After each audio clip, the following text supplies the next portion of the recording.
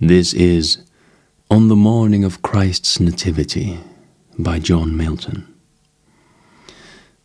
This is the month and this the happy morn, wherein the Son of Heaven's eternal King, of wedded maid and virgin mother born, our great redemption from above did bring.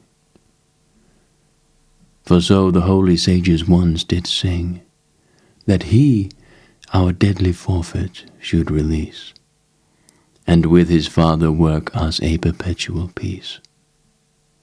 That glorious form, that light unsufferable, and that far-beaming blaze of majesty, wherewith he wont at heaven's high council table to sit the midst of trinal unity, he laid aside, and here with us to be, forsook the courts of everlasting day, and chose with us a darksome house of mortal clay.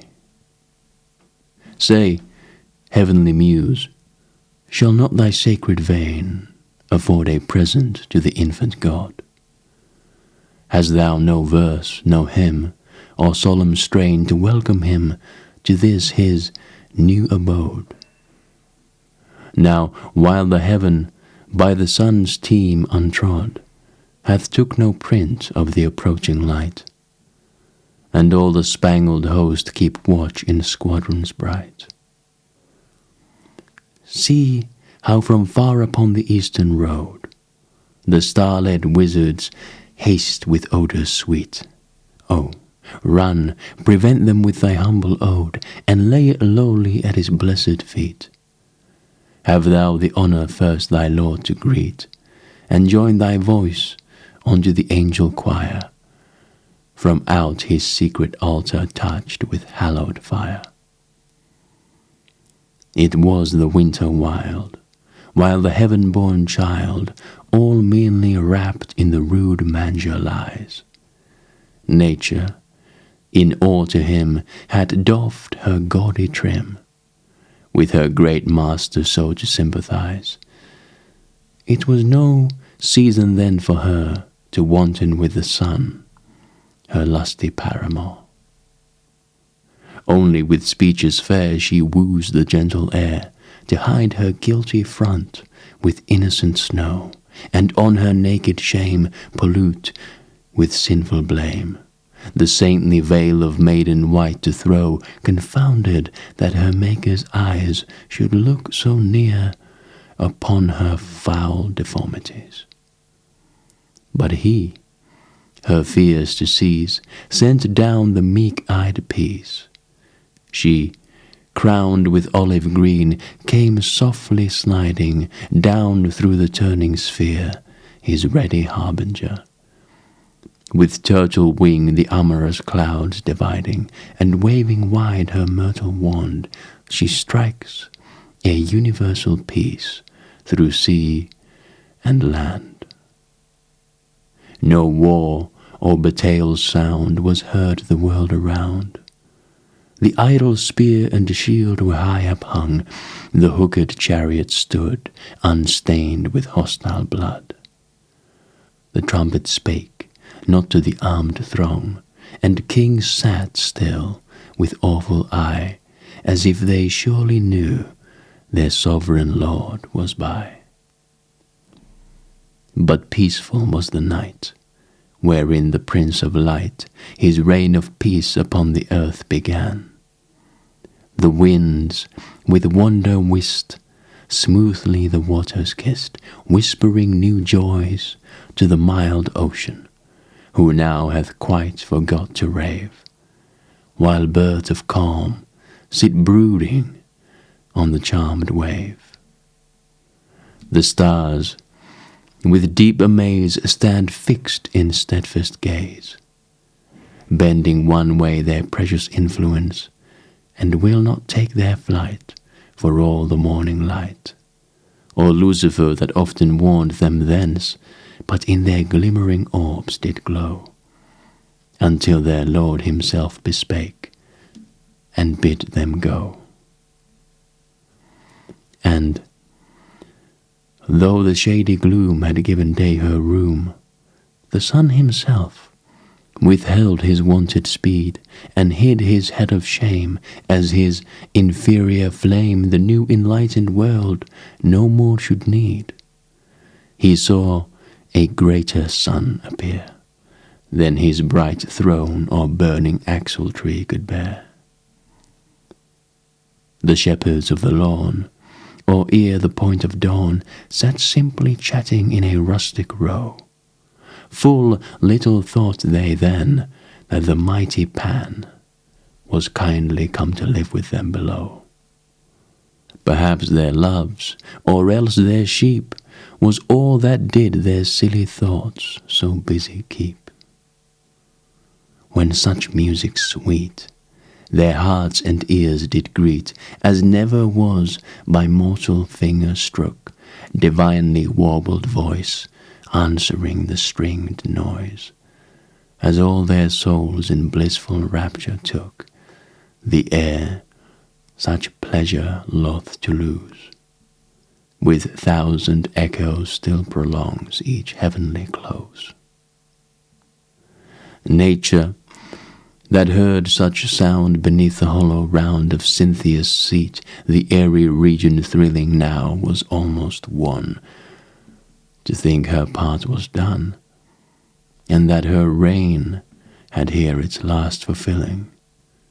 She knew such harmony alone could hold all heaven and earth in happier union. At last surrounds their sight a globe of circular light, that with long beams the shamefaced night arrayed, the helmed cherubim and sworded seraphim are seen in glittering ranks with wings displayed, harping in loud and solemn choir with unexpressive notes to heaven's newborn heir.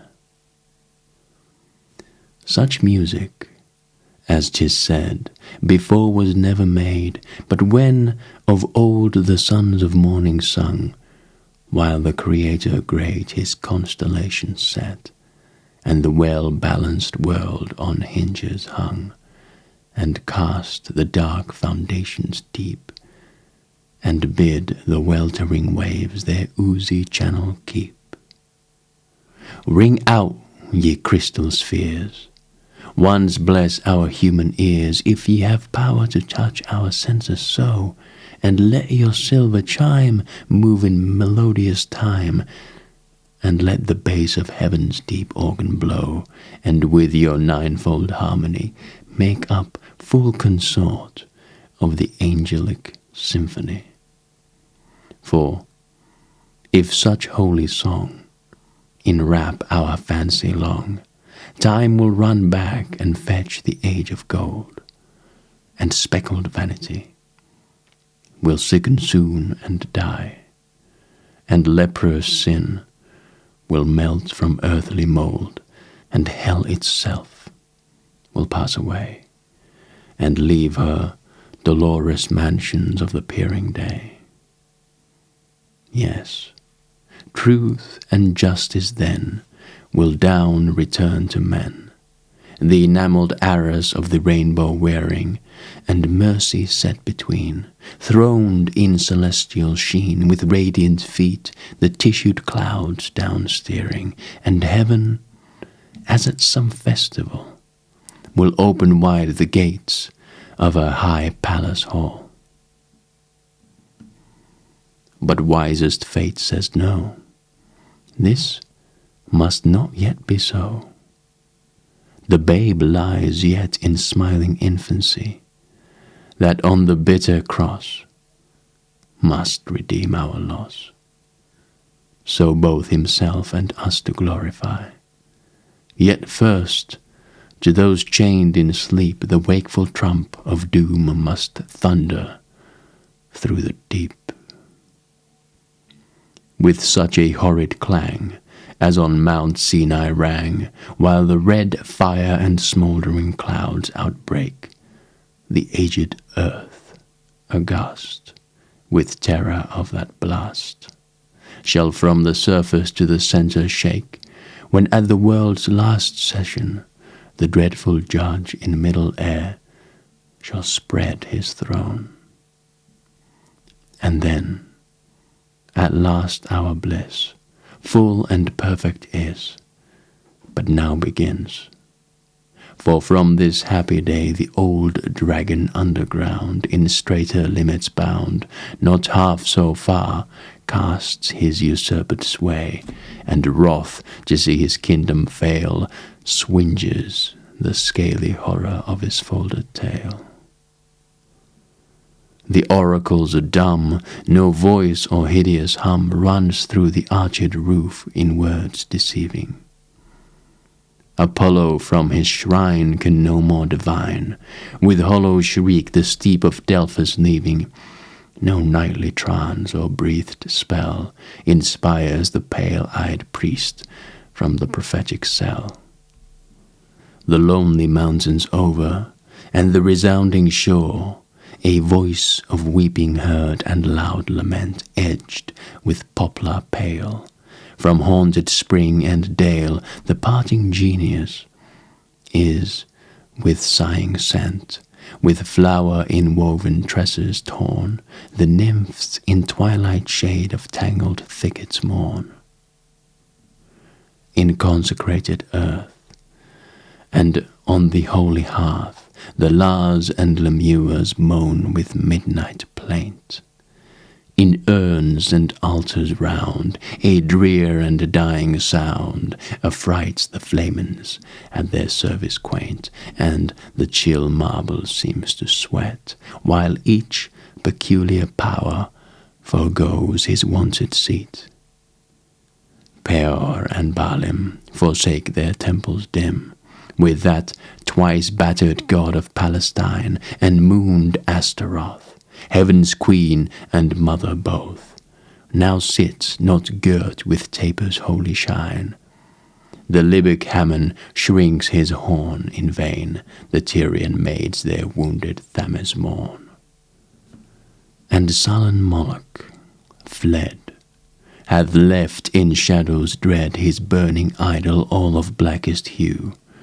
In vain with cymbals ring, they call the grisly king, in dismal dance about the furnace blue. The Bruges gods of Nilus fast, Isis and Orus and the dogs Anubis haste. Nor is Osiris seen, in Memphian grove or green, trampling the unshowered grass with lowings loud. Nor can he be at rest within his sacred chest, naught but the profoundest hell can be his shroud. In vain, with timbreled anthems dark, the sable-stoled sorcerers bear his worshipped ark. He feels, from Judah's land, the dreaded infant's hand. The rays of Bethlehem blind his dusky iron. Nor all the gods beside longer dare abide, not Typhon huge, ending in snaked twine, our babe, to show his godhead true, can in his swaddling bands control the damned crew.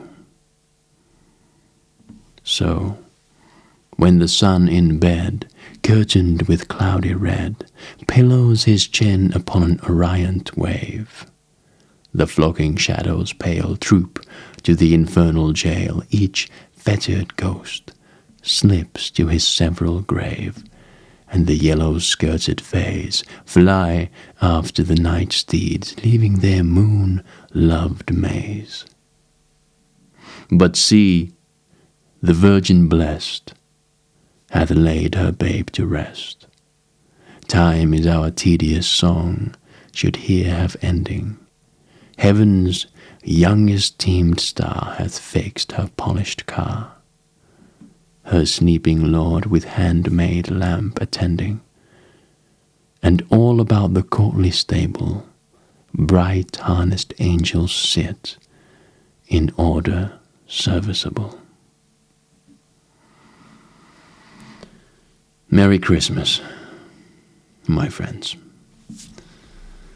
That was on the morning of Christ's Nativity by John Milton.